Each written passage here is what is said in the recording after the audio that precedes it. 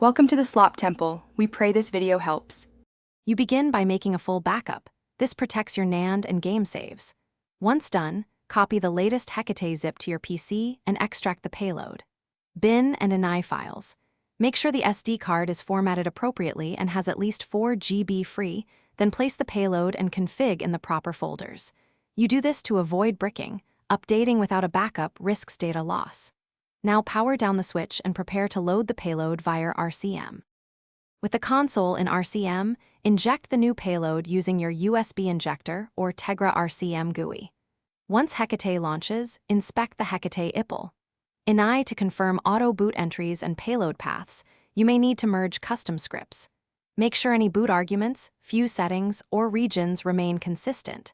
If you use boot managers, update their reference paths so Hekate can chainload them. You do this because mismatched configs are the common cause of boot loops.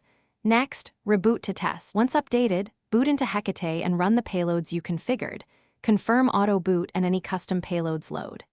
If you encounter errors or a boot loop, power off, reinsert the SD and try again. Next, restore your NAND from the backup if needed.